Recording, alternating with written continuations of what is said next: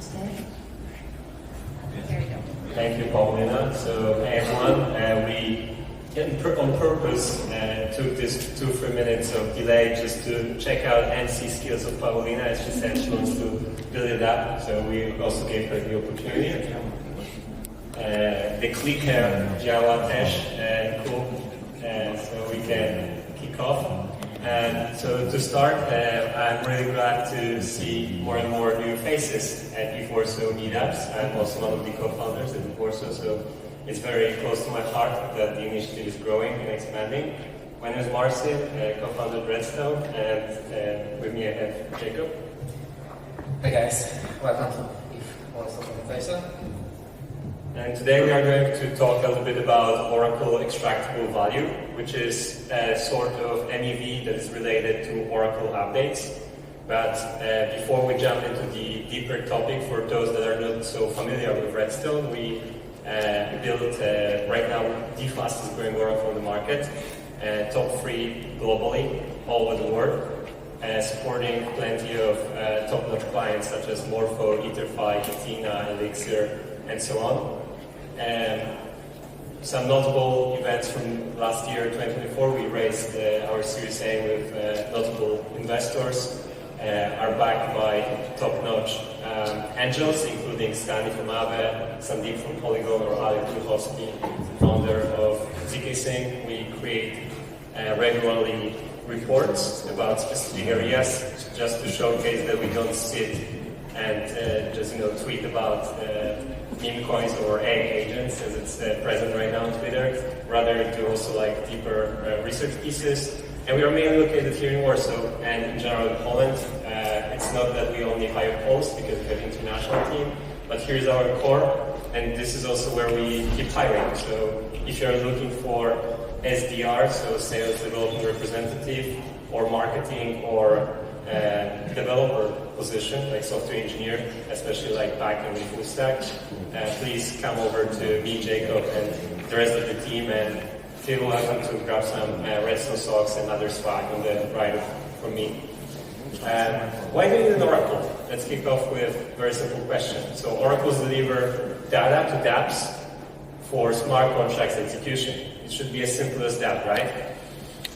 But then currently it's mainly market data.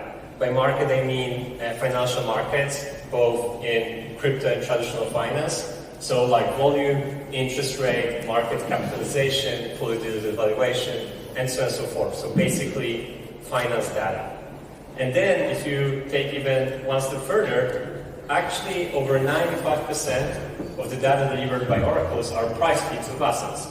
So in example, stocks, commodities, currencies, and then it turns out that it's mainly cryptocurrencies. So Bitcoin, ETH, USDC, liquid staking tokens, and so on and so forth.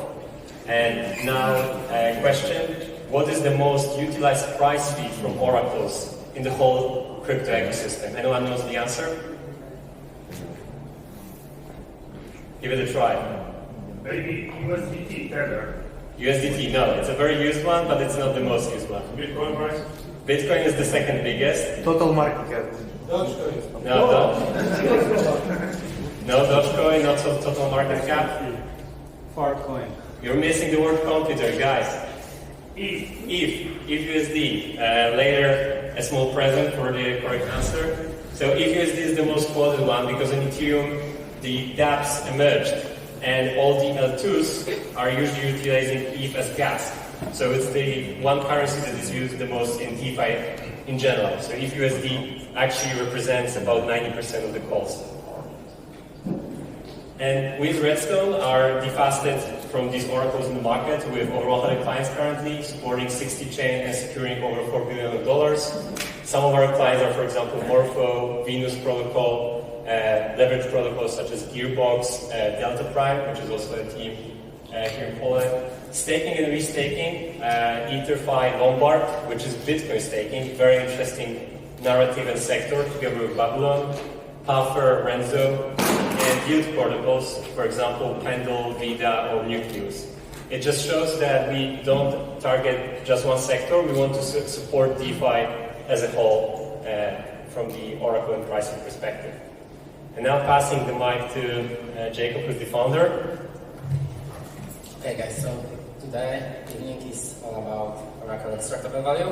I hope you find it interesting because it's about something valuable, it's something you can extract, so a perfect match for crypto followers. So basically let's try to explain the idea. So starting with maybe not so obvious example, that's a monument of Filipinas. I don't know if you know who the guy was, maybe another quiz with an answer. Being a RedStone Mac. Marathon guy. Marathon guy. Exactly. Well done. So bravo for this man. And basically, the story is about the value of information's delivery speed. Because the guy, basically, there was no internet, there was no SMSs. He needed to pass the message by running. He was a professional messenger, but even for him, running for 40 kilometers was too much. So basically, he paid the price of his life just to deliver information faster. And it helped the city of Athens to defend itself against the naval invasion of Persians. And maybe a more up-to-date scenario when also the speed of delivery of information matters. It's a fascinating story like how a group of geeks built a dedicated fiber optic channel to deliver the prices from the Chicago exchange to New York. And basically they needed to pay $300 million for this infrastructure. There was a cable going through half of the US, and the result was the reduction of latency of data just by 4 milliseconds. And it was a great product. Everyone was interested. All of the hedge funds from New York Exchange were buying us. So it's an analogy like how valuable could be even a simple drop in latency. And how it could be applied to the DeFi sector. So for those of you who are not super familiar with how the DeFi protocols work, let's take an example of a lending protocol. So in a lending protocol, you deposit some funds, and you can also borrow the funds. And how we make sure that the protocol is solvent. In other words, how can we make sure that you cannot take more that you deposited? You need an oracle that provides a price for your collateral and evaluation of your loan. And obviously, the value of loan should be smaller than the collateral. So always a protocol has got a small cushion of security. And this is necessary because obviously the price moves, and it could move a lot because it's a crypto space. So let's imagine that I'm thinking that Bitcoin is too high, and I want to short Bitcoin. So I'm depositing my stables, I'm taking a loan in Bitcoin, I'm immediately selling the Bitcoins, and I hope to buy them back much cheaper. Basically, I'm shorting Bitcoin. That's my idea, not only mine. There was like tons of shorters around the end of year, believing that Bitcoin will fail. But I was wrong. Trump won election, Bitcoin is getting up, and the value of my loan actually is increasing. So if it gets above this dotted line, which is a liquidation threshold, the protocol needs to offer my loan in kind of an auction so it can stay solvent. And in that situation, liquidators may come into play, try to buy the loan. So by providing the borrowed amount. So basically, in that case, I'm able to repay the loan, providing the Bitcoin, and get a premium on that. So usually the premium is around 10%, and it's like a very profitable business for professional liquidators. and how profitable it will be. So we took the data from our friendly protocol that we integrated this solution, which is called Venus. It's the largest lending protocol on the Binance chain, and that's the data for only a single month. So as we may see, the blue areas are for the protocol, revenue from liquidation. Obviously, the protocol also would like to have a chunk in that, but the red ones are the profits of liquidators. So even in a single month, it's much larger than $1 million. And how to become a liquidator? It's a lot of money to be taken. You just need a bit of liquidity. So in order to do that, basically you need to be fast. You need to be the first actor that can liquidate a position. And how to do that? So, as I mentioned, the lending protocols are keeping track of the value of a loan and the collateral. So the value could be changed after an oracle submits a new updated information about prices. So whoever can be the first one after the oracle price update is the one who can liquidate first and take the profit. And I would say it's a very brutal game, as a lot of liquidators is trying to squeeze in just after this update, and in order to do that, they are bribing the block builders. There is a whole very interesting area of MEV, so the miners extractable value, on different strategies and tactics, how to get the best spot in the block, so you can extract the value coming from oracle price update. And the value currently is being directed to MEV, infrastructure, and block builders. Our idea is to reverse this flow of funds and help to extract this value, this priority key, direct it back to protocols, but also create a new revenue streams for RedStone. So in order to do that, we are not leveraging the MEV and block builders infrastructure. Rather, we built a new abstraction on top of the transactions. So a single blockchain transaction can include multiple sub-transactions. So obviously the one that updates the price, but also the one that are executing liquidation. And there's a question like how we build this nested transaction. So how we decide like which liquidation to be included just after the price update. So there needs to be an auction mechanism when liquidators are offering a bid to be the first one to execute the liquidation transaction, and the higher bidder is selected and got the right to execute the transaction. So there's a flow diagram. I think it's super easy, but let me explain it in simple words. It's basically like whenever there is a possibility of a price update, it goes to the auctioning service. It's been offered to multiple liquidators, so the professionals can estimate their chances, their profits, and offer the bid that needs to be high enough to be selected, but also well calculated so we can still earn significant revenue. Obviously, the auctioneer is selecting the highest bid, so there is the highest revenue that could be extracted, and then the selected bid is sent to the Atlas builder and sent on chain for an execution.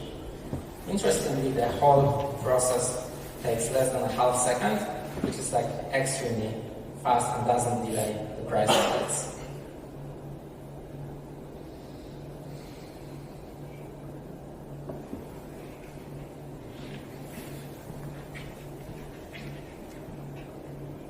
Okay, so in case of RedStone, actually the transaction is liquidated at the same point of time as the update of price coming from the layer.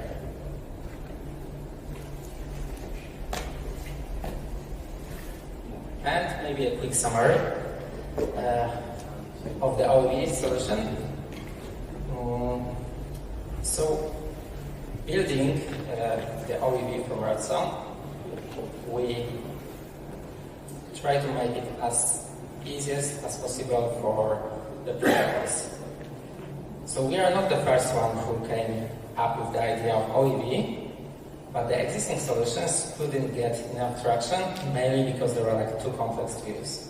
So for example, you needed to implement a lot of additional code, you need to be dependent on secondary network, etc. So these external dependencies could create a lot of risk for a protocol, and no one wanted to risk, let's say, billions just to generate maybe a few millions of extra revenue. That's why we abstracted away all of the complexity to the auctioneer, and from the point of view of a protocol, switching to that OEV solution doesn't require any changes of code. So we eliminate the risk of introducing new bugs through providing even small changes to existing well-audited code. I would say another benefit of our solution is the reduction of the delay usually caused by OEV solutions. So from what we've seen on the market, the quickest one we're usually introducing like a block or two delay until the price could be sent to the protocol. And we took an approach just to limit it to the bare minimum, which in that case is just 400 milliseconds. Another advantage is a very interesting side effect of creating this new mechanism. So usually a process that is pushing prices on chain is a relayer, and it should guarantee that the price is updated like on some deviation from the existing price on chain. So it promises you to put a price on chain when it deviates, for example, 1% from the previous one.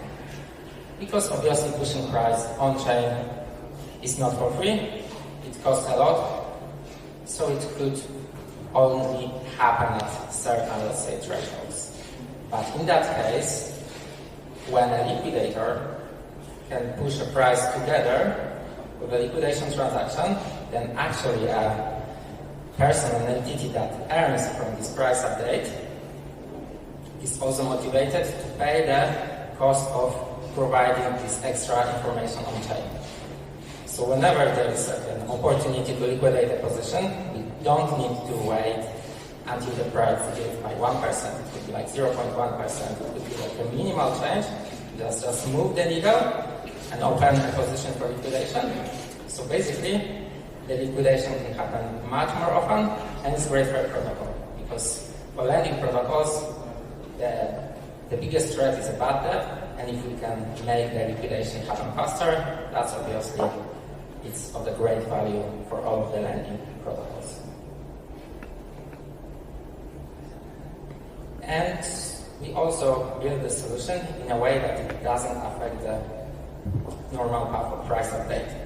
It's an update, it's a new feature, and obviously the large protocols that are keeping billions in as their value log are very risk averse. So whenever we offer this OEV, it runs in parallel to our standard process. So if anything is broken in the auction mechanism, the standard delivery of prices is not affected.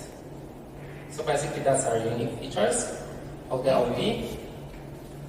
And the current stage is like being rolled out in production, generates revenue, and it's like a very interesting example of how to be creative in the DeFi space and how to look at these extra pieces of value that could be extracted and could be redistributed either to protocols, to their users, or to infrastructure providers.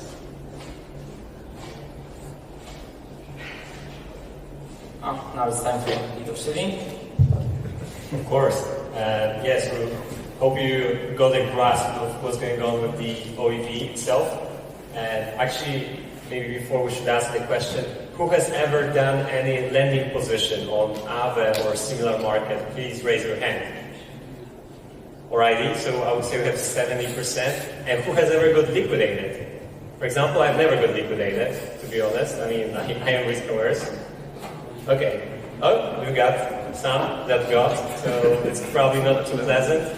But basically, when it happens, then we make sure that some of the value that is captured by MEV bots is redistributed back to lending protocol. Who loves red hot chili peppers? Raise your hand.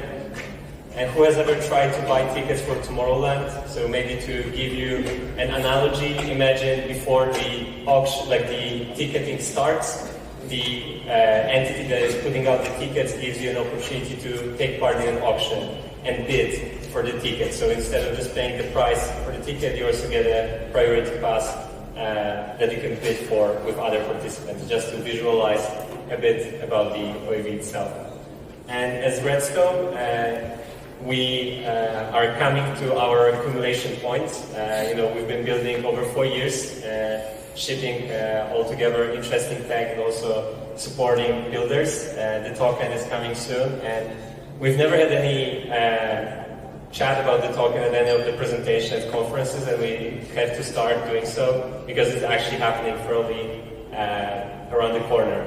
So the token itself is going to be a central point of our community and people who support RedStone, either from the perspective of the production of some content or activities around our RedStone expedition. Our community are miners, so if you would like to get on the board and join the Mineshaft, you should follow us on Twitter and watch out for the news that are coming in the coming weeks. And as for the token itself, when it comes to utility, it is going to be utilized for data provider nodes that support price feeds for the RedStone ecosystem, so that whenever they experience downtime or deliver bad data, incorrect data feed, then they are getting slashed from the stake that they put in the RedStone token itself. And currently we're running still a points program, so if you would like to get engaged, feel free to join us on Twitter. And after the presentation, I and Jakub are going to stay. If you are interested in joining RedStone as the team itself, we keep recruiting again for a suite of positions, so feel free to come over and say hi. And yeah, do we have a moment for questions? Yeah. We do. So do you have any questions? I have one. Go ahead. You're mostly going against Chainlink, which provides data to vast majority of crypto. How do you stack against that? How do you compare with the new product? Is that affecting your position against them? Like when we go abroad and we say, hey, we have this awesome Polish company doing oracles. I know we have more awesome companies doing oracles, but how do we show RedStone against the bigger players? For a question, right?